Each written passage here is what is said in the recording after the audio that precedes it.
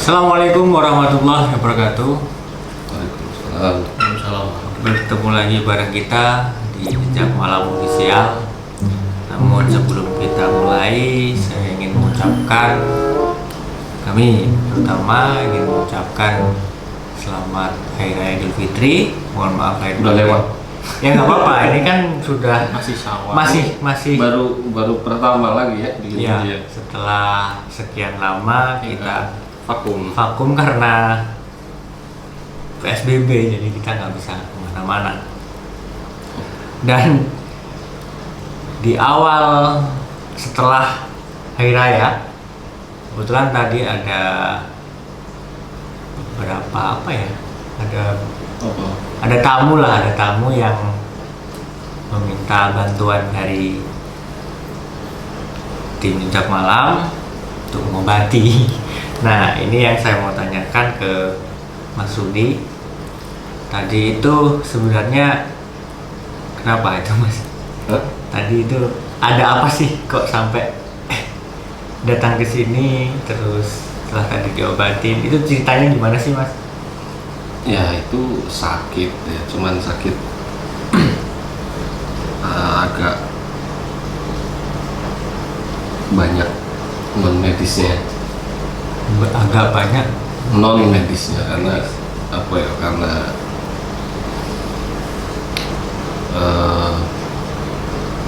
ada makhluk halus yang nempel di dia. Nempel, mengikuti lah, nempel ya mungkin. Ya nempel itu istilah saja ya, Ya, artinya ya, mengganggu dia lah intinya. Seperti itu. Terus kenapa kok bisa ditempel? Apakah dia memang, contoh nih kan, kalau kita merujuk ke beberapa pembahasan kita sebelumnya, kan hal-hal seperti itu bisa jadi diserang sama Oh enggak, kalau itu bukan ini. karena diserang. Jadi kita kan hidup berdampingan dengan makhluk yang nggak terlihat. Heeh. Nah, saya rasa ada beberapa faktor yang menyebabkan seperti itu. Banyak sebenarnya. Yang biasa terjadi itu ya ada yang karena dia melakukan sesuatu yang membuat terusik makhluk seperti itu. Ada juga mungkin karena pembawaan dari orangnya atau yang bersangkutan.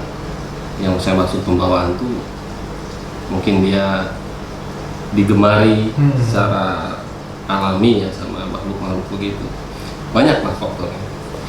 Kalau untuk yang ini itu Kalau yang ini itu karena saya lihat tadi itu ada 2 jin yang memang sudah lama di tubuh dia. Ini memang karena si yang bersangkutan ini sebenarnya mempunyai kelebihan ya.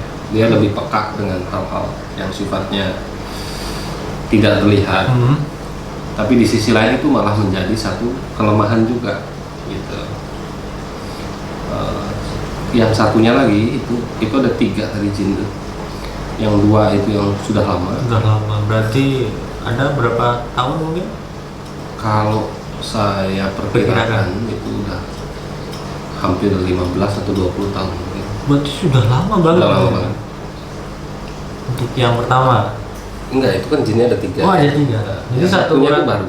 Satunya itu baru. Oh, Yang ya. baru itu karena memang beliaunya ini lagi sakit memang. Banyak pikiran mungkin ya. Fisiknya pun lemah. Akhirnya kata penjelasan keluarganya tadi, dia beberapa kali sempat kehilangan kontrol. Kayaknya nggak sadar gitu ya. Nggak sadar, terus bukan sifat dia yang asli gitu. Makanya ketika masuk ke sini tadi saya coba melihat apakah memang masih terkait dengan makhluk seperti itu atau tidak gitu. Kalau memang ada, pasti dia akan menunjukkan bahwa memang makhluk seperti itu masih mengait pada yang bersangkutan. Ternyata ketika saya coba tadi membacakan doa, dia langsung bereaksi. Artinya memang makhluk itu masih melekat di yang bersangkutan. Sampai akhirnya tadi dia berjanji tidak akan mengganggu lagi. Ini yang dua Termasuk yang tiga. yang tiga itu ya. Tidak mengganggu lagi, terus tidak mengulangi lagi. Nah, seperti itu. Terus dia pergi tadi. Pergi. Kalau dari jenis makhluk ini, Jin. ya jenis mana, jin laki-laki atau perempuan? Yang dua itu laki-laki, yang satu perempuan. Oh, jadi yang lama itu Yang dua itu, yang lama itu laki-laki. laki-laki semua, yang baru perempuan. Seperti itu. Karena memang orang yang dihinggapin seperti itu, ketika kita bacakan doa, ayat-ayat suci Al-Quran misal, itu kan pasti bereaksi. Makanya tadi salah seorang di sini, dia dengan sukarela pengen tahu gitu kan, apakah ada di dirinya makhluk semacam itu. Ternyata ketika saya coba membacakan doa, bereaksi juga. Bereaksi juga. Karena memang saya udah tahu memang di situ di yang bersangkutan pun ada makhluk begitunya. Alhamdulillah tadi kelar sudah. Udah selesai, udah Selesai. nggak seperti yang kemarin-kemarin, Mbak. Iya. Cepat berarti kayak gini. Itu apa ya? Kalau mungkin teman-teman nggak tahu ya, kenapa kok bisa makhluk-makhluk seperti itu nempel. Di sisi lain bukan dari serangan ya. Sebenarnya gini ya, jin itu ketika menyukai seseorang itu pasti ada tanda-tanda. Contoh begini, kalau dulu itu orang-orang tua dulu misal sering berpesan, kalau ada yang manggil kamu belum sampai 3 kali, ya nggak jelas siapa, jangan kamu jawab. Gitu ya. Indikasinya ada beberapa jin tuh yang suka begitu caranya. Misal manggil Nanang misal, nah begitu Nanang nyaut, iya. Artinya si jin ini, oh ini respect sama saya, gitu. Dan dia mulai menyukai Nanang biasanya seperti itu. Seperti itu. Dan akhirnya lama-lama akhirnya seperti yang kayak tadi itu. Bisa ya, tapi reaksinya ya untuk selanjutnya itu biasanya macam-macam. Nggak sama setiap orang biasa. Tapi ada nggak ciri khusus mungkin? Ciri khusus untuk orang yang Ketempelan lah kalau ketempelan seperti itu. Kalau perempuan itu biasanya umumnya dulu, mau laki-laki ataupun perempuan, dia akan sulit tidur malam. Tidur itu susah. Mau malam mau siang dia tidurnya susah. Contoh kalau kita ini tidur susah banget tidurnya. Terus Bisa jadi. kalau perempuan dia biasanya menstruasinya pun Nggak tidak teratur, akhirnya menyebabkan emosionalnya pun terganggu. Di situ akan berdampak ke berbagai macam ya. Kalau laki-laki salah satunya ya sering sama sih, emosi tidak stabil, temperamen, terus gampang was-was. Kalau was-was itu sebenarnya laki-laki perempuan sama saja. Tapi kalau ciri yang hanya dimiliki perempuan itu salah satunya ya menstruasi tidak teratur itu. Begitu. Terus mungkin masalah ada yang mengenai tadi yang pasien tadi. Iya, pasien tadi. Kalau seumpamanya dilihat dari segi penyakit yang sudah lama itu sebenarnya ada nggak sih Mas bawaan dari fisik mungkin yang akhirnya membuat otak berpikirnya itu seringkali terlalu banter berpikir, terlalu kencang berpikir. Iya, kalau faktor genetika itu saya rasa ada ya. Ada aja, bisa saja seperti itu. Tapi kalau untuk gangguan makhluk jin itu tidak melihat dia itu agamanya apa, faktor genetikanya seperti apa, nggak melihat itu sebenarnya. Tapi kalau sudah dihingapin bertahun-tahun, katakanlah sama Nanang ya, bertahun-tahun dia punya penyakit seperti itu, terus dia punya anak, ini bisa nular kan? Nular ke anak. Dalam arti nular itu begini, setelah tadinya hinggap ke Nanang, akhirnya hinggaplah ke anaknya. Terus seperti itu. Oh. Bisa jadi genetikanya juga, bisa jadi memang karena si makhluk ini memang menyukai turunan daripada yang sudah lama dia ikutin, bisa saja seperti itu. Oh. Macam-macam lah. Apalagi yang sudah terikat sama perjanjian. Ada perjanjian tuh gini, ada beberapa orang yang sedikit nekat, akhirnya dia mengambil jalan pintas, katakanlah pengen kaya mendadak, pengen laris misal, akhirnya dengan melakukan ritual-ritual tertentu yang berkaitan dengan jin. Nah, ini yang sangat berbahaya sebenarnya, karena jin itu melakukan sesuatu pasti harus ada imbalannya. Yang diminta itu macam-macam. Kalau kaitannya dengan pesugihan ya bisa sampai nyawa kadang. Tumbal ya. Ya bisa dikatakan tumbal. Nah yang seperti ini biasanya walaupun nanti si pelakunya ini sudah meninggal, ini akan terus-terusan ke anaknya terus seperti itu. Sama halnya dengan pelaku dukun santet. Itu kalau dia pas meraih ilmunya dengan cara berjanji atau mengadakan perjanjian bahwa turunannya pun akan memperoleh ilmu yang sama, ya terus-terusan seperti itu.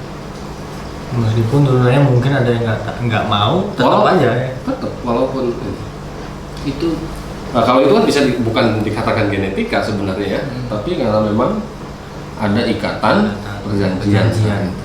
Kalau untuk dari segi itu kan penyebabnya yang seperti itu penjelasannya. Kalau untuk penanggulangannya itu kira-kira ada nggak ya? Kalau penanggulangan itu jelas ya. Kalau kita beragama Muslim ya harus sering-sering membacakan ayat-ayat thayyibah, kalimat thayyibah, terus menjaga kesucian termasuk itu pun penting. Lalu kalau yang bukan non Muslim, ya intinya kita harus mendekat sama Sang Pencipta, sama yang punya hidup. Intinya itu. Karena jin itu, setan itu selalu mendekati sama orang-orang yang berjiwa instan, was-was, mudah dengki, mudah iri, selalu berdekatan. Dan itu setan, jin itu akan siap menjadi pembantunya daripada orang-orang yang mempunyai karakter-karakter seperti itu. Beda halnya dengan orang yang bersikap tenang, santai. Santai itu bukan terlalu santai, tapi artinya santai itu dia menyerahkan semua urusan, apalagi hidup dan matinya ya sama Tuhannya gitu ya. Kalau kita ya sama Allah, jin akan lebih susah untuk mempengaruhi pikiran, karena yang harus kita ingat, jin itu bisa mencelakakan kita, menimbulkan rasa sakit dan sebagainya. Itu yang dia mainkan adalah otak, pikiran. Nah itu. Kalau pikirannya terganggu, itu akan lebih mudah makhluk seperti itu untuk menyetir kita. Dan akhirnya kontrolnya nggak sadar gitu ya. Kontrolnya nggak sadar. Kebanyakan sih begini. Contoh ya, ada orang berkunjung ke satu tempat. Kata dia melihat A, B, C, D. Di situ angker. Ada orang yang berkunjung ke situ kok biasa saja. Kita itu nggak bisa mengatakan bahwa tempat itu angker ataupun tidak angker sebenarnya. Tidak bisa. Kenapa? Karena yang membedakan itu sebenarnya salah satunya adalah pola pikirnya masing-masing. Karena jin itu mempengaruhinya lewat pikiran kita. Ya, dari pikiran. Betul. Kalau dari pengalaman Mas Rudi sendiri ini, yang selama ini pernah berobat atau minta tolong sama panjenengan, itu ada nggak sih kira-kira satu yang mungkin bandel dan susah untuk diobati, yang akhirnya dengan secara pribadi orang yang tadi itu minta tolong itu dengan berangsur-angsur tetap diberi saran menjalankan, akhirnya bisa sembuh? Maksudnya spesifiknya itu panjenengan sendiri bisa menyembuhkan, itu ada nggak satu yang belum pernah bisa dengan hal yang seperti itu yang tak? Kayaknya sih belum ya, tapi mungkin lama ada. Susah gitu, tapi tetap endingnya sembuh, cuma butuh waktu gitu. Ya. tergantung juga apakah jin yang hinggap ke dia itu jin-jin yang Gantian. terkait dengan ilmu-ilmu tertentu ya. Kalau terkait dengan ilmu-ilmu tertentu ini agak susah memang, agak susah karena apalagi ilmu yang sudah dibeli sama dia. Ngerti nggak maksudnya? Ya. Paham. Kalau ilmu itu sudah dibeli sama dia, ini butuh proses buat menghilangkan. Atau orang yang terkena ilmu, yang ilmu itu hasil dibeli sama pelaku. Ya. Paham? Paham. Itu agak sedikit butuh waktu. Karena karakter yang seperti itu biasanya begitu hilang nanti lain waktu Masuk bisa lagi. datang lagi. Akhirnya butuh waktu itu ya begitu. Beda dengan makhluk-makhluk jin yang hinggap ke seseorang itu bukan karena pengaruh ilmu, bukan pengaruh perjanjian, karena murni misal kecelakaan. Dalam arti kecelakaan begini, mungkin dia buang air sembarangan ya. Jin itu suka di tempat yang contoh air yang menggenang dan tenang, airnya itu nggak mengalir, itu jin suka. Misal dikencingin akhirnya dia kesurupan. Itu lebih instan, cepat untuk dihilangkan karena bukan pengaruh dari yang aneh-aneh seperti ilmu ataupun perjanjian. Berarti itu ada tingkatannya berarti. Bukan tingkatan, tapi kita kan melihat gejalanya itu karena apa. Kalau misal gejalanya itu karena kecelakaan yang saya maksud tadi, itu lebih instan. Tapi kalau karena sesuatu yang sudah terikat dengan perjanjian ataupun akibat karena ilmu tertentu yang sudah dibeli sama dia, yang mana ilmu ini ada kaitannya dengan jin, itu memang memerlukan waktu. Bukan berarti nggak bisa sebenarnya. Insya Allah ya bisa-bisa saja kalau Allah mengizinkan. Akan tetapi prosesinya ini nggak seinstan seperti orang yang kecelakaan tadi. Kalau yang tadi barusan tuh Itu kecelakaan itu.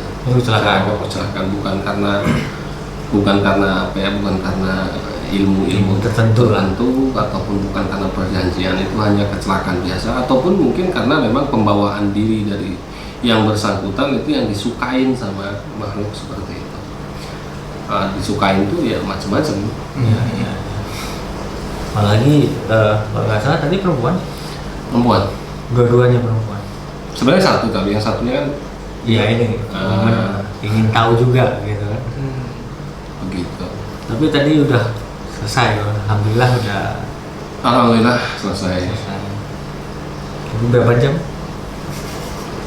Itu butuh proses. Kalau yang seperti ini ya, yang ringan-ringan mungkin ya, itu paling cepat.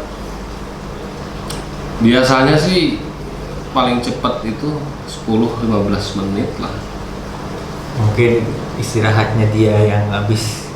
Ya kalau sama istirahatnya ya lama. Nah, maksudnya itu nanti ada kemungkinan nggak sih Mas di lain hari mungkin Muncul lagi masuk dengan keteledoran atau orangnya tadi? Jangankan orang yang sudah pernah terkena seperti itu, orang yang belum pernah terkena seperti itu tetap aja punya kemungkinan. Ya. Betul. Nah, artinya Berarti kembali lagi diri ke diri kita. Apakah kita bisa menghindari hal-hal yang mengundang semacam itu atau enggak? Sebenarnya itu aja, bukan berarti orang yang sudah terkena begitu akan kena lagi, bukan. Kita yang belum pernah kena pun bisa kena. Bisa kita juga. Ya, cukup penjelasannya. Jadi itu aja mungkin Mas tadi yang saya tanyakan mengenai tadi ada tamu, ada apa ya? Kalau kasarnya pasien mah bukan ya? Bukan pasien, ada yang minta tolong lah. Silaturahim sekalian. Ya, sembari kita Saya kan bukan dokter, bukan dokter. Sembari kita ingin men-sharekan ke teman-teman tentang apa ya? Tapi yang tadi di blur aja lah wajah. Apa ya? Di mukanya. Jadi yang tadi mukanya nggak apa-apa, di blur aja. Ya udah. Nggak. Oke teman-teman, itu aja tadi obrol-obrol kita tentang Ini kayaknya sekedar bikin syarat video ya. syarat video. Karena lama nggak. Karena lama, jadi ini mungkin pembukaan kita untuk pertama kali nanti setelah sekian lama kita vakum karena ada pandemi ya. pertama kali pembukaan lah, pemanasan dulu. Nanti kita akan lanjut ke tempat-tempat lain seperti biasa, mengupas sejarah, mengupas misteri di suatu tempat. Dan pokoknya teman-teman tunggu aja, jangan lupa di subscribe ya. Oke, itu aja, terima kasih dari kita. Assalamualaikum warahmatullahi wabarakatuh dan selamat malam.